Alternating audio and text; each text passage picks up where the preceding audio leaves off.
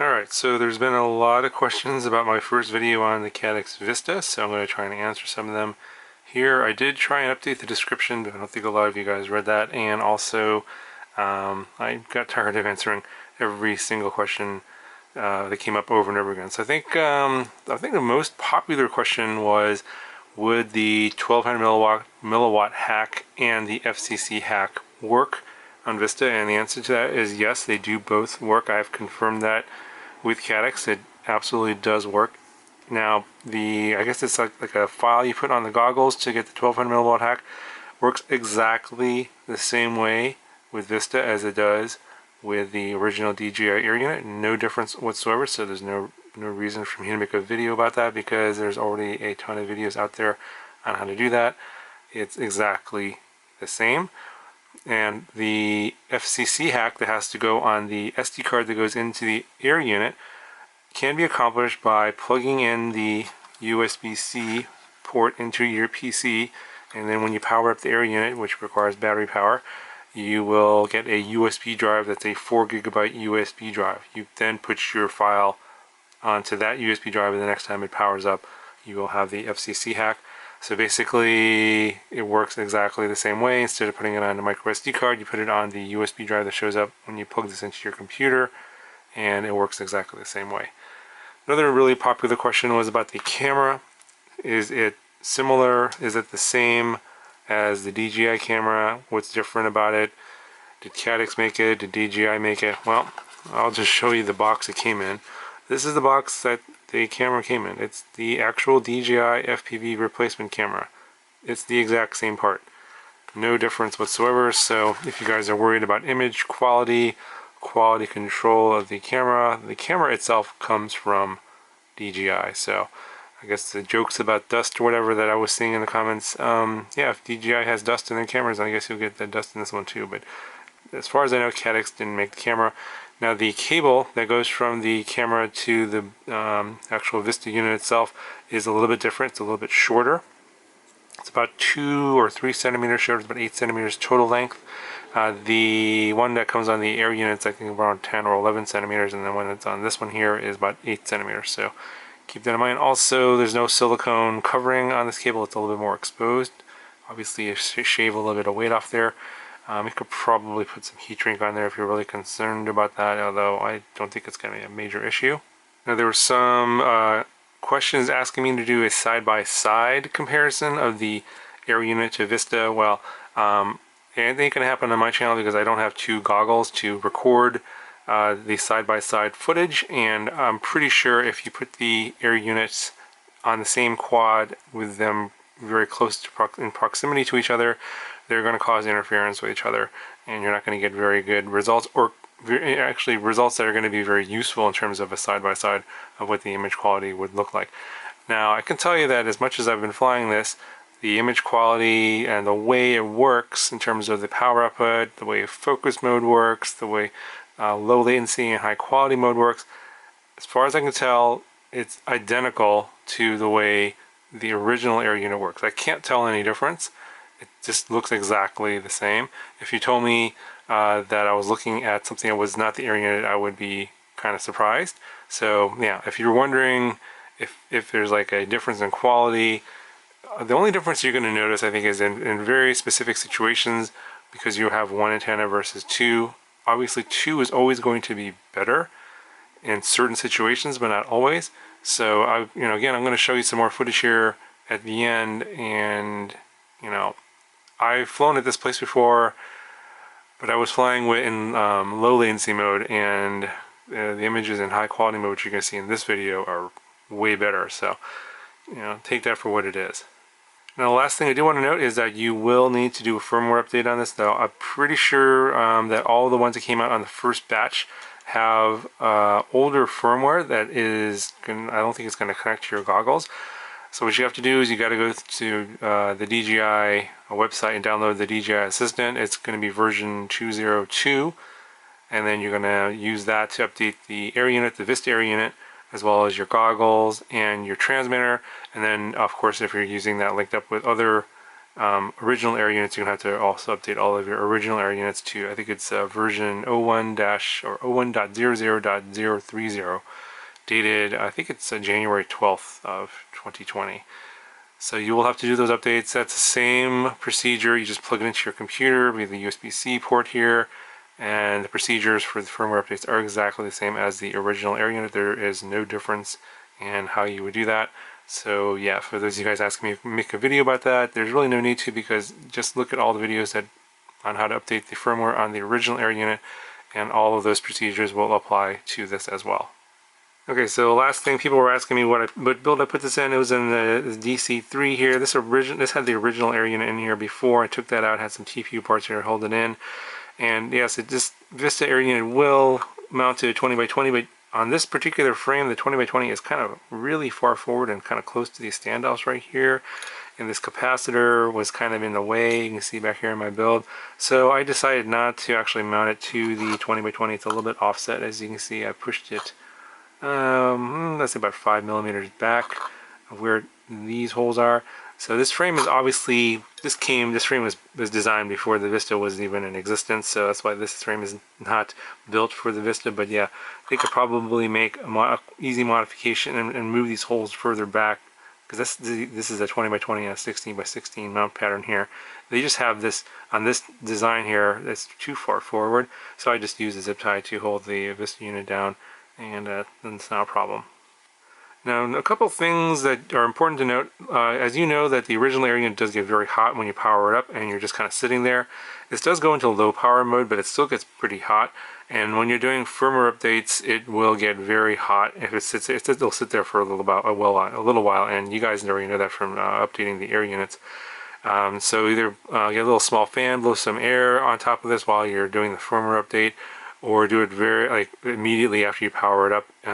That's what I did, and that seemed to be okay. But if you're in a hotter environment, these things will get pretty hot, and it may overheat and shut down. So something that Caddx did let me know, that if you are doing the firmware update and letting this sit on the desk, and you're in a hotter environment where, say, the ambient temperature is say 85 to 90 and above Fahrenheit, then you may have the air unit shut down in the middle of the firmware update. If that happens, then let it cool down and do it again, but then obviously you run a little bit of fan and some air cooling over this so that it does not shut down during your firmware update. So something to be aware of.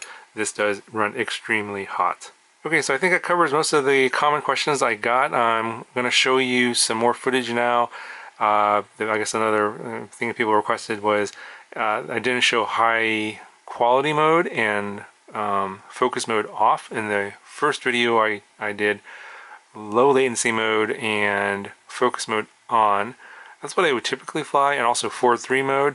So this time I've switched them all around. You're going to see 16.9 mode, high quality mode, and also focus mode off. So as you're going to see, basically the best quality image you can get on the recorded footage from the DJI in the DJI Goggle DVR. So again, yeah, let me know if you have any further questions that I haven't answered either in this video or the first video. I'll link the first video as well in the description. And here's the footage I'm going to show you. If there's other tests and stuff you would like to see, other than the fact that I know people are going to ask me for a side-by-side again, even though I just explained that that's not really possible for me. Besides that, and also yeah, I'm not going to be doing your range testing either. I know that's another one. That's another popular question that people are going to ask: is the range the same? I don't know. I'm not going to test that. I'm just going to assume that whoever's asking that's from the FAA, and yeah, they're just not going to get the answer to that. So anyway, here's the flight footage, and I'll talk to you guys in the next one.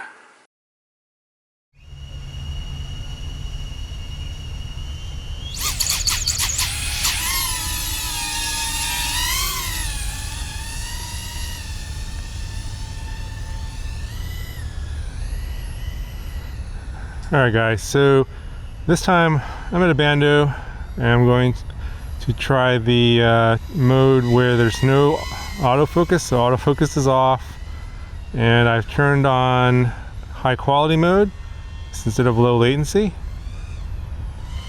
So you guys should see a much better picture without a lot of pixelization and such. I can report that the custom OST does work. The FCC hack works, and the 1200 milliwatt hack works, although I'm not testing that today. But I'm just, I'm at 200 milliwatts.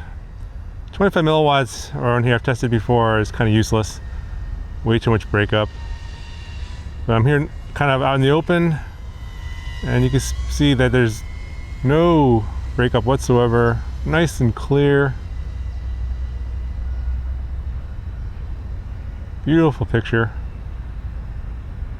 Lighting conditions are not so great today.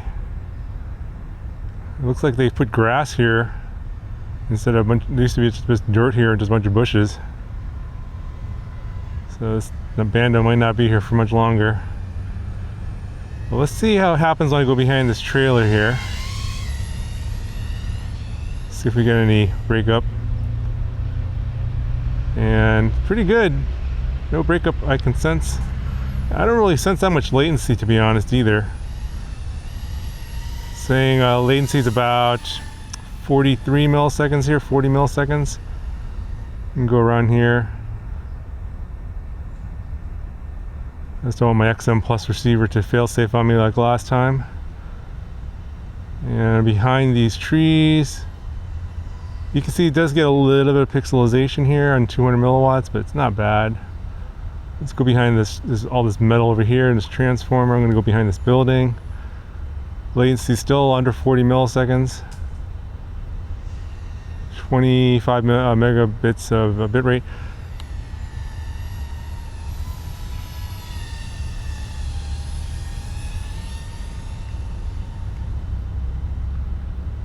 So even on 200 milliwatts here at this bando, it's really not bad. Oh, and also changed the aspect ratio to 16:9 as well, instead of 4:3, just so you guys can see a little bit better picture. Trying out basically a lot of different settings that I didn't try in the first video because you guys were wondering about that.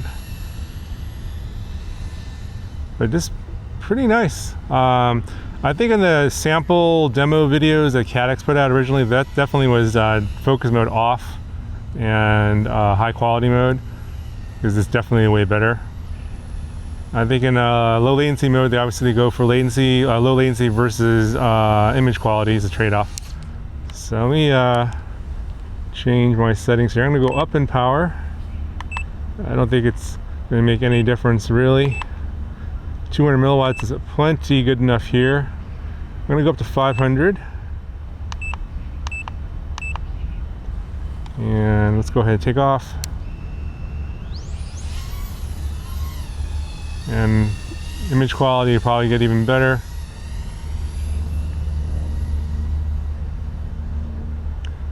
I could probably go further, but my XM Plus receiver probably won't take me that far, but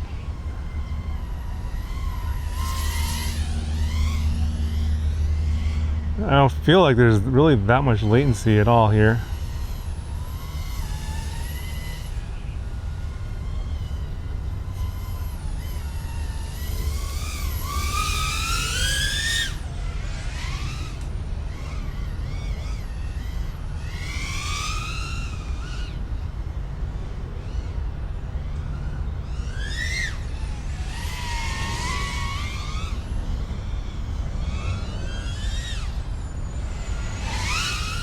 Yeah, I'm feeling like it's just totally fine.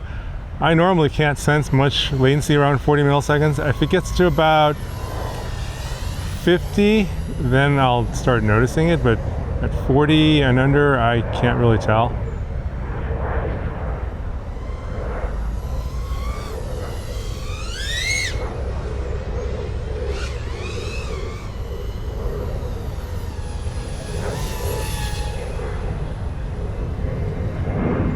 Go back here. Yeah, no problem going back that way either. Totally behind me in that building there. No issues with the image at all.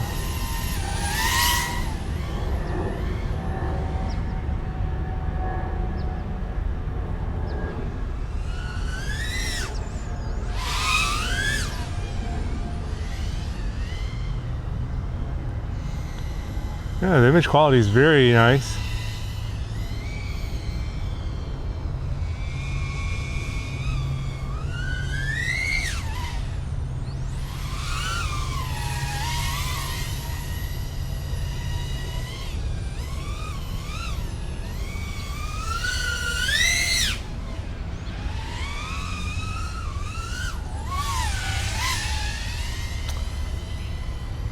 I should fly 16.9 and high quality mode more often.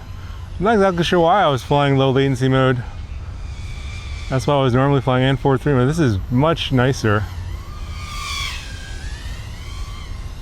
There were, I guess, people saying that high quality mode is not flyable. It's totally flyable, I think. It's totally flyable.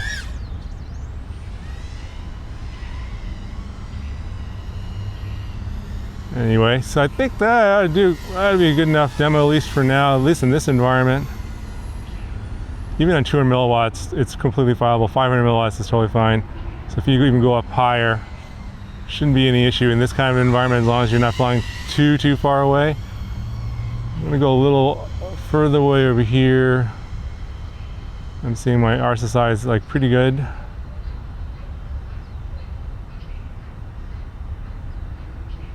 No issues at all. Nothing about no breakups. That is a beautiful day today. Just the lighting conditions are a little hazy. No wind.